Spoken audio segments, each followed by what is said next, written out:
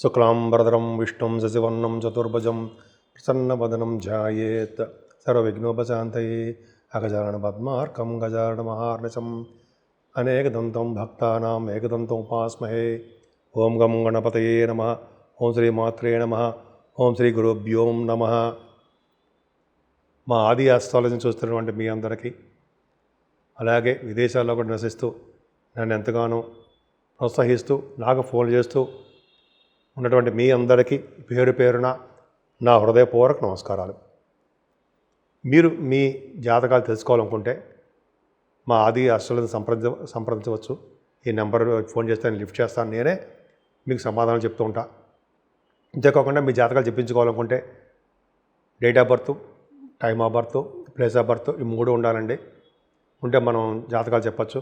ముహూర్తాలు కూడా పొడుగు పెడుతూ ఉంటాం. పొడుగు ముహూర్తాలు, పెళ్లి ముహూర్తాలు అన్నీ కూడా మన ఆది ఆస్ట్రాలజీని చేస్తూ ఉంటాను నేనే.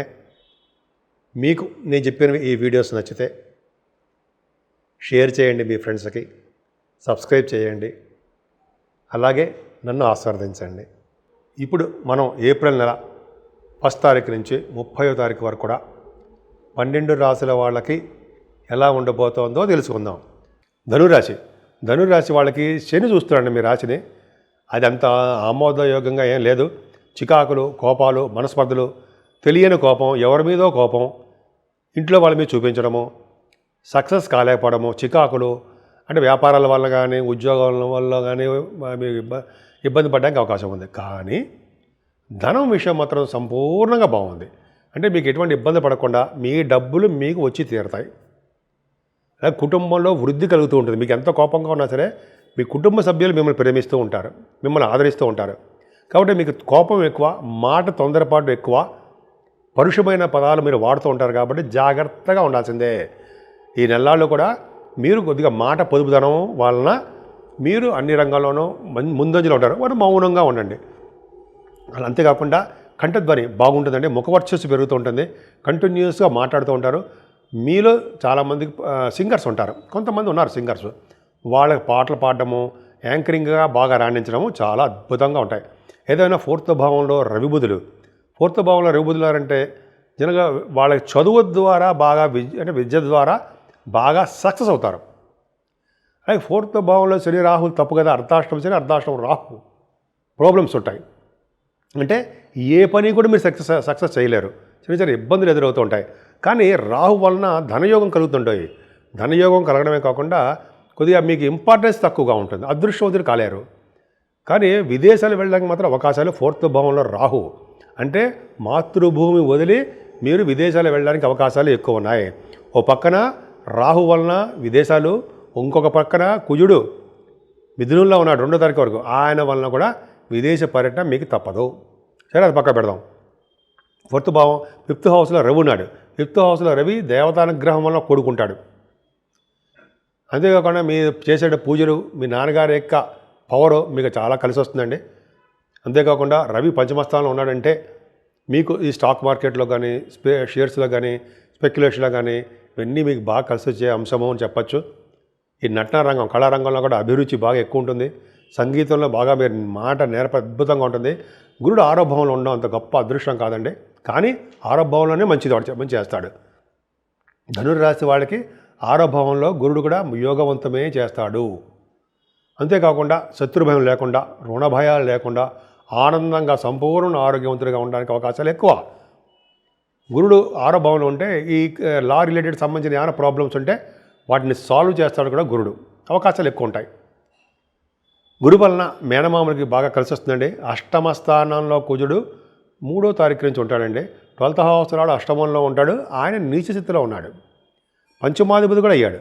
అంటే మీ పిల్లల వలన, అలాగే మీ ప్రయాణాల వలన మీకు అనారోగ్య సమస్యలు మీకు వస్తూ ఉంటాయి. పిల్లల వలన వాళ్ళకి మీ పిల్లలకి ఇబ్బంది కలుగుతూ ఉంటుంది. మీకు మీ పిల్లలకి అనారోగ్య సమస్యలు మీకు వెంటాడుతూ ఉంటాయి. కొద్దిగా చిన్న ప్రాబ్లమ్స్ మీకు రావడానికి అవకాశాలు ఎక్కువ. హెల్త్ ప్రాబ్లమ్స్ వస్తాయి. కొద్దిగా కొంతమందికి ఏమో హెల్త్ ఇష్యూస్ రావడము, లేకపోతే కొంతమందికి వాళ్ళు హాస్పిటలైజేషన్ అవ్వడము, మెడిసిన్స్ వాడడము ఇవి ఉంటాయి కదా. ఇట్లా కొద్దిగా చిన్న ప్రాబ్లమ్స్ ఉంటాయి. ఏదైనా భాగ్యస్థానాధిపతి అయినటువంటి రవి మీకు పంచమస్థానంలో ఉన్నాడంటే అంటే పుణ్యక్ష దర్శనాలు, ఫారిన్ కంట్రీస్ వెళ్ళడాలు, మీకు సన్మానాలు జరగడాలు ఇవన్నీ బాగుంటాయి.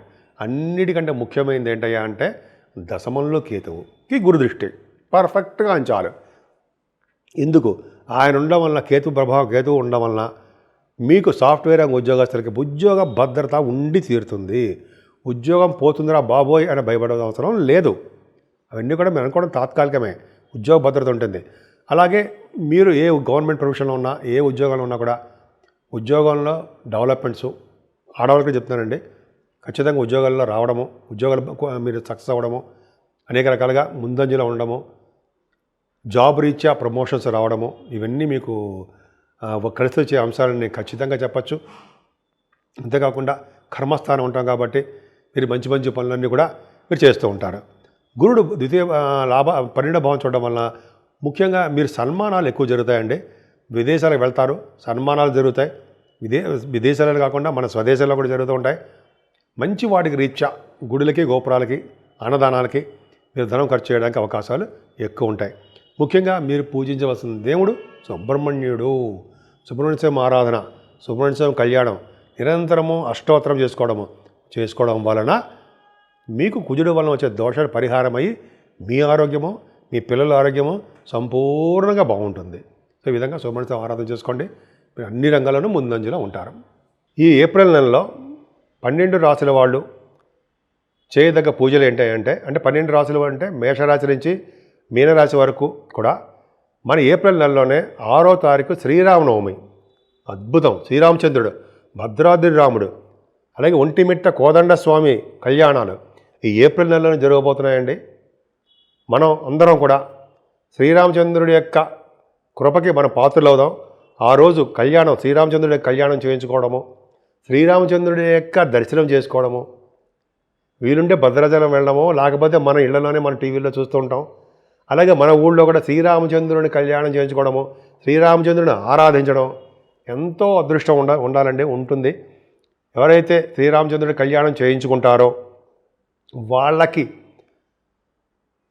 పెళ్ళిళ్ళు అవని వాళ్ళకి పెళ్ళిళ్ళు అవ్వడము, భార్యాభర్తల మధ్య విషయంలో ఏమైనా ప్రాబ్లమ్స్ ఉంటే అవి సక్సెస్ అవ్వడము, కోర్టు వ్యవహారాలు ఏమైనా ఉంటే అవి వాటిల్లో విజయం సాధించడము, ఉద్యోగ వ్యాపారాల్లో కూడా విజయం సాధించడము, మనం పిల్లల విషయంలో వాళ్ళకి భవిష్యత్తు బాగా ఉండడము, మనం ఏ రంగంలో ఉన్నా ఆ రంగంలో వృద్ధి కలగడము, ముఖ్యంగా సినిమా రంగము, టెలివిజన్ రంగము, అలాగే రాజకీయ రంగం, పొలిటికల్ రంగం, ఇలాగా అన్ని రంగాల్లో ఉన్న వాళ్ళందరికీ కూడా శ్రీరామచంద్రుడి యొక్క ఆశీస్సులు ఖచ్చితంగా కావాలండి.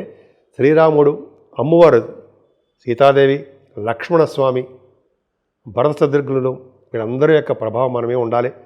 సో ఏమాత్రము మీకు అవకాశం ఉన్నా 6వ తారీఖుని స్వామివారి యొక్క దర్శనము, స్వామివారి యొక్క కళ్యాణాలు మన ఊళ్ళోనే ఉంటాయి.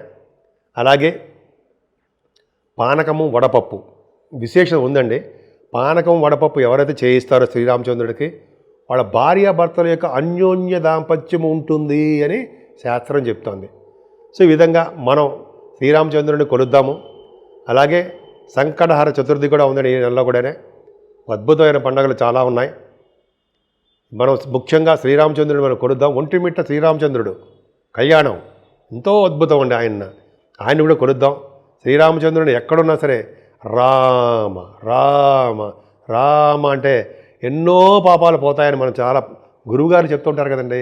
సో ఈ నెల మొత్తం కూడా శ్రీరామచంద్రుడిని కొలుస్తూ, శ్రీరామచంద్రుడే మనం నిలవెల్లా ఆయన్ని పూజిస్తూ, ఆయనకు కావాల్సినటువంటి మన సపరీలు చేసుకుంటూ స్వామివారి యొక్క ఆశీస్సులకి, ఆయనకి కృపకి మనం పాత్రలవుదాం.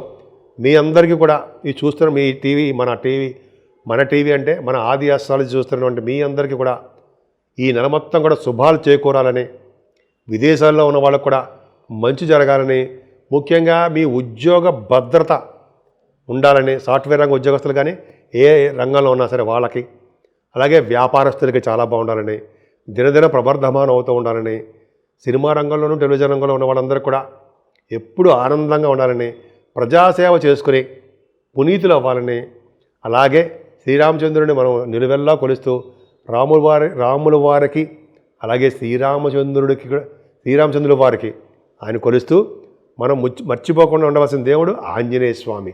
ఆంజనేయ స్వామిని నిరంతరం పూజించడం వలన శ్రీరామచంద్రుడి యొక్క కరుణా కటాక్షాలు మనకు కలగాలంటే ఆంజనేయ స్వామిని పట్టుకోవాలంటారు. సో ఈ విధంగా మనం అందరినీ శ్రీరామచంద్రుడిని ఆంజనేయ స్వామిని పూజిస్తూ ఈ నెల మొత్తం కూడా అద్భుతమైన ఫలితాలు కలగాలని, మనందరికీ కలుగుతాయని, అందరూ కూడా మంచి సుఖ సంతోషాలతోటి ఆయురారోగ్యాలతో ఉండాలని నేను మనస్ఫూర్తిగా కోరుకుంటున్నాను.